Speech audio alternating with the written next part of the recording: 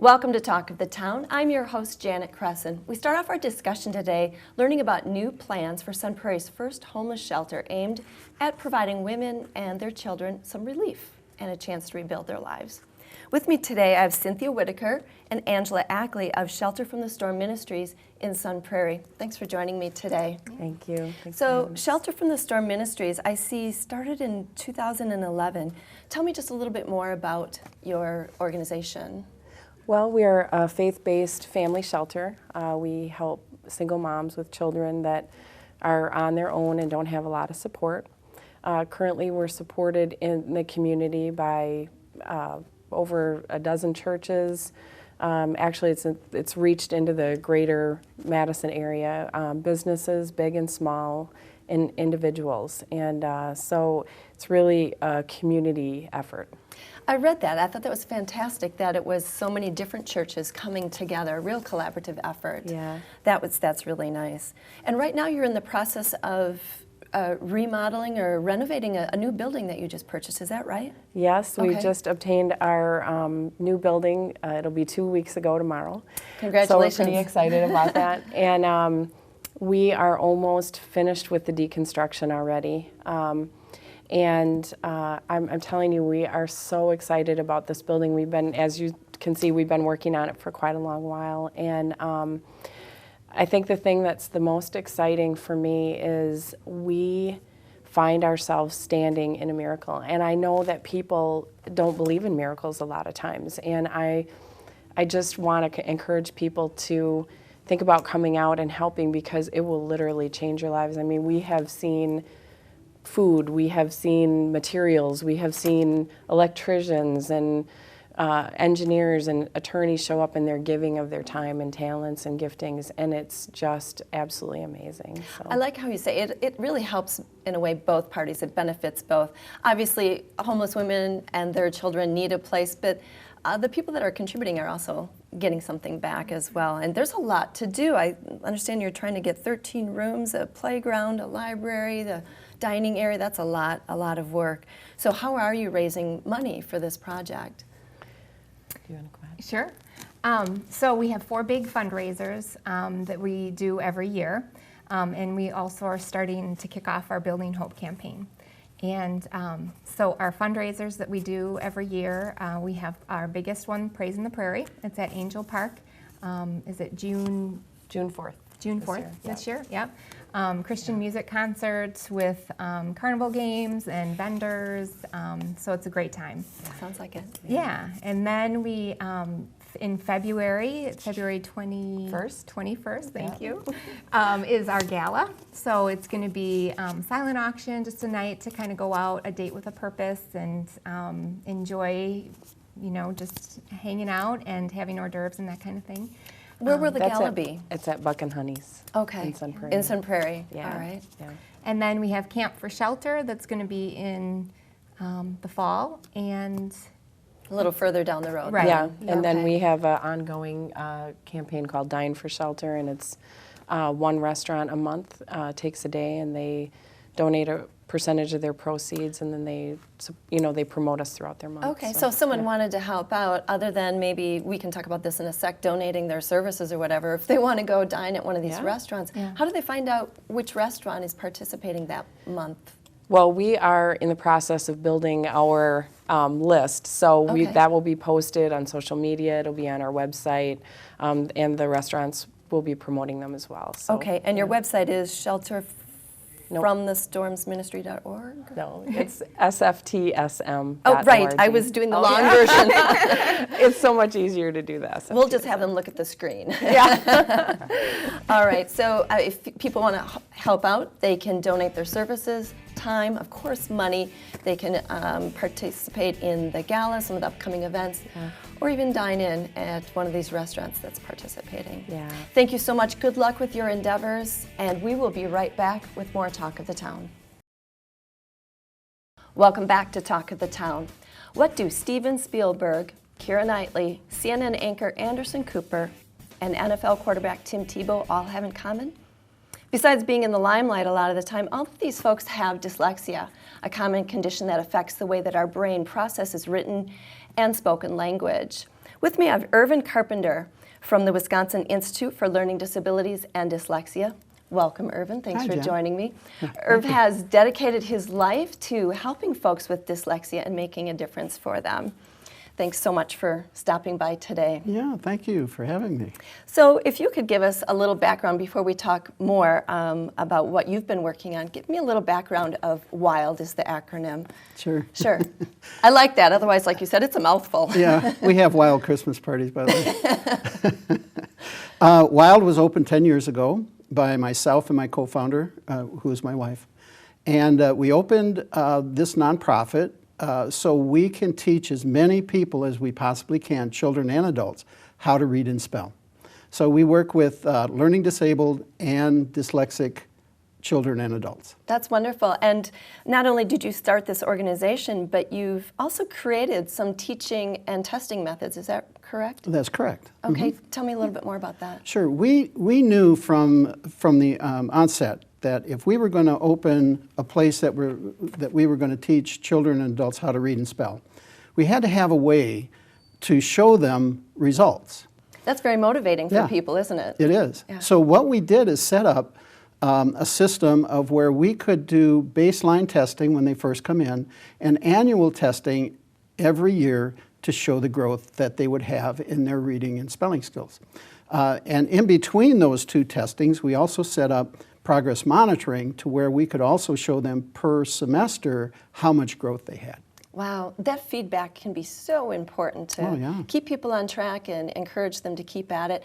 How do you track that progress? Well, we track it by using the Woodcock-Johnson 3. It's a tool, an assessment. It's a standard assessment that gives a standard score. So we can basically compare the student that we're working with their peers. So it shows in the norms that we're making some progress based on where their peers are. Okay. Now, we'll have a chart come up on the screen here that shows some results. Go ahead and talk to me about that chart. Oh, sure. The chart is the results of a research that we did through the University of Wisconsin-Oshkosh. Dr. Bill Kitts compiled the data for us. And the results are, in the charts that you see, we have the baseline of 40 individuals. That was a random sample that we're taking from the clients that we had. So it could be adults or children? Yeah. Okay. Adults and children. So those 40 adults came at least 2 years to our program. And so in the blue, you see where they all started as a group of 40. Okay. And the red shows you the results of after 82 hours of work with us. So it's very impressive, and the thing to really look at on the chart is that the highest score of almost 3 grade levels in 82 hours is reading fluency. So when we talk about reading and teaching people how to read, we always measure success by reading comprehension and the reading fluency. Sure. And those are 2 of the highest scores that we have on our assessments. That's got to be so gratifying for not only you, but them too, because it can be very frustrating, from what I understand, having dyslexia. And so having some tools to improve and make a difference. It sounds like you're getting results, and that's the significance of this data? Yes, exactly, Janet. To show results. Today in education, we have to look at the interventions that are being provided and what are the results. And what we show and what this graph actually shows is that we are an intervention that works. It works. Yep. If folks want to find out more, where do they go? They go to our website at wild.org. And that graph and the research are all on the front page halfway down. All right. And they can read that and take a look for themselves. Yes. Great. Well, we're out of time already. It goes fast. It does. Thanks so much for stopping by today. When we come back, we'll meet 3 teenage sisters that are making music, winning awards, and fans along the way. We'll And be they right are back good. after this. Welcome back to Talk of the Town. We'll take 3 teenage girls who happen to be sisters, add a little onstage personality and a whole lot of musical talent, and you get the Georgia Ray Family Band. With me, I have in order here, Georgia Ray, Kelly Jo, and Quintessa. Yes, also known as Quinn. And Georgia Ray, you play the fiddle. Yep. And Kelly Jo, your lead vocals. And, I'm the lead singer, but I also play a little bit of ukulele. A little bit. And Quintessa. I play banjo, mandolin, a little bit of guitar, and a bunch of other instruments. And did I see a kazoo somewhere? Yeah, I got it right here. Well, welcome. Thanks for joining us today on Talk of the Town. Thank you for Yeah, having thanks us. for having us. Now, I've listened to some of your music. Love it. How do you describe your style of music? I describe our music as Americana because we've been learning, well, we started off with bluegrass roots and in like the old time folk music, and now we're adding some like swing and jazz. So we're taking all the American styles of music and putting it all into one. My mom, who's our guitar player who can't be here today, she came from a punk rock band, and so we got a little punk in us, we got a little jazz and swing, and we got some folk roots. So it's a little bit of everything. All kinds of influence. And a shout out to Mom. Yeah. Ronnie, right? Yeah. Yep. All right. Thanks for Mom. She's, you said backup vocals too. Yep. Right? All right. She's So our- in addition to all that, you're also writing and playing some original stuff. Tell me a little bit more about that. I've been writing since I was in middle school, and Georgia. Quinn writes more serious songs. Yeah. And I write about giraffes. Yeah, And like George- talking to myself. But Quinn writes about I write about love and Life and yeah. and all that great stuff. Well, it's a good compliment. And, both are important. Giraffes are important yes. too. And Kelly's writing some songs too that we're still working up. Yeah. But they're still in the works. Her songs are more complicated. More complicated because when you get a little older, life gets more Life gets complicated. So, All right, so you've been busy. You played with Della Ray in 2014, and this year you played with Bobby Hicks. Now this is a 10-time Grammy winner. That's Yeah. amazing. Congratulations. That was in Manitowoc Waters. that was a great festival. Yeah. That was Yeah. really Really cool. fun. Yeah. We met a lot of other great musicians there as well. What a good a lot of experience. Yeah, I made a lot of good musical friends. And recently you just opened for Guster at the Pabst Theater. That was That's the best major. Oh my gosh, that was like experience. one of the biggest shows of our life, and it was so incredible. Oh, I can only imagine the experience of being on stage for that. Yeah, there were like 3,000 people there in the crowd, and you couldn't see anything except for maybe the first few people standing right up on the stage, but it was packed, and you could tell just like when everybody like exploded with applause at the end. It was so cool. Well, one of those people wrote a very nice comment. They said, "This is the first opening band I've seen in ages that I wish would play more." We wanted to play more. Yeah, that was the shortest half hour ever. Ever. All right, now we want you guys to actually give us a little sample before we go, and we're running out of time, but we cannot miss all the accolades that you've been receiving. So help me out and tick some of these off real quick with your fiddle Okay. championships. I'm the 2013 and 2015 Illinois State Fiddle Champ, 2014 Wisconsin State Champ, 2014 Minnesota State Twin Champ, and 2015 Twin Champ in Minnesota, and then also by myself in the same state. And in Colorado, 2015 Colorado State Twin Fiddle Champ with my wonderful fiddle partner, Sean Drake, who's also our bass player. Another shout out. Yeah, Sean. And this is a family affair when you go to these events, right? Yep, I bring along my sisters because they're the best support group. And my dad, of course, he's the driver, and my mom's my guitar player, and Sean is my coach. So we're all a good team working together. And That is quite a Yeah. team. We can't Yeah. underestimate a good chauffeur, right? Right. All right. Well, and you're headed to Branson, Missouri, I saw, in Yeah, 2016. That's in another May. big deal. Well, let's get you going before we run out of time. And this is going to be the song that you wrote, This right? is the giraffe song, Excellent. Geraldine. Okay, ready guys? Ready? Go.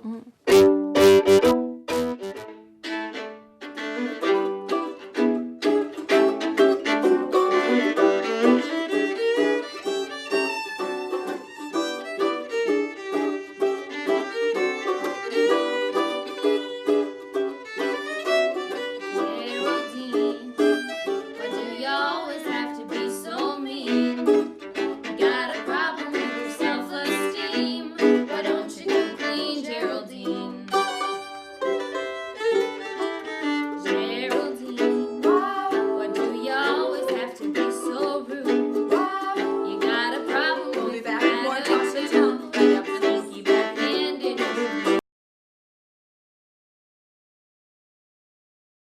Welcome back to Talk of the Town.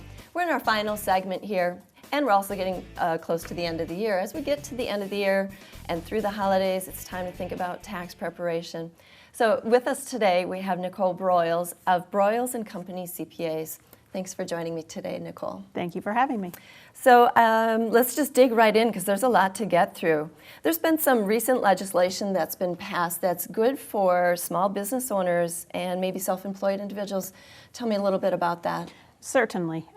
In 2014, there were legislation passed that was referred to as tangible property regulations, and it limited what individuals, businesses, self-employed individuals could expense versus capitalize, and that dollar amount was set at $500.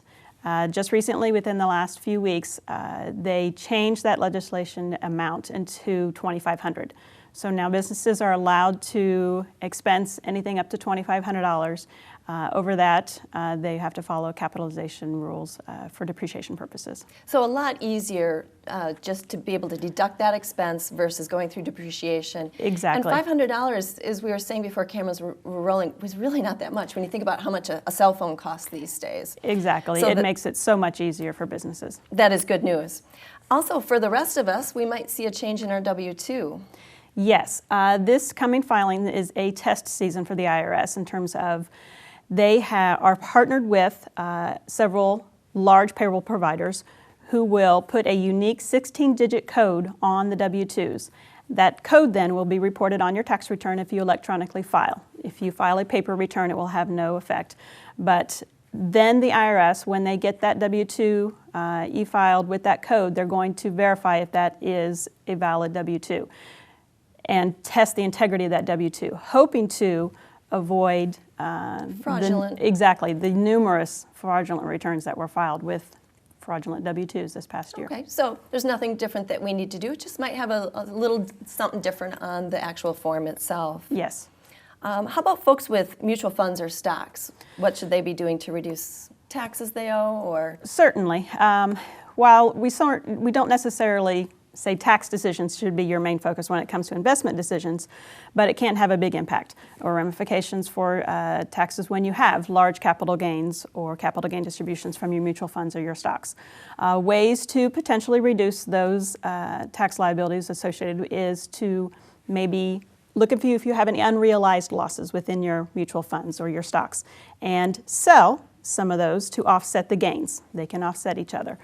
Other possibilities are to gift the stock to maybe a child, a parent, who is going to be in a 0% capital gains rate, and so they would have no tax liability on the sale of that stock if they were to sell it for a gain. You can also gift stock to charitable organizations that has appreciated in value. So you give the stock to the charity, you take a deduction for the full fair market value of that stock, and they get the stock, they can sell it then, and they don't pay tax on the gain that the stock appreciated to, and you didn't pay tax on that either. Some good tips. Let's go back to fraudulent returns. So in past news, there were quite a few fraudulent returns where individuals were, I guess the fraudsters were filing under someone else's Yes. social security number. My understanding is you just need a date of birth, a social, and someone's name, and you can whip up a W-2? You can. It became very prevalent, unfortunately. It was just more common nowadays that fraudulent returns are being filed. So one way to prevent or help your tax situation is to obtain from the IRS a PIN unique to you. And then when you file your tax return, you have to file with that PIN. If they receive any other tax return under your name without that PIN, they know that it is fraudulent. How do you get that PIN? You apply from the IRS for the PIN. Okay. Otherwise, just get to your mailbox early and look for that W-2, I guess. And Yes. file sooner, probably. Maybe Certainly, beat yeah, them the to sooner. punch. Exactly, yes. Sure.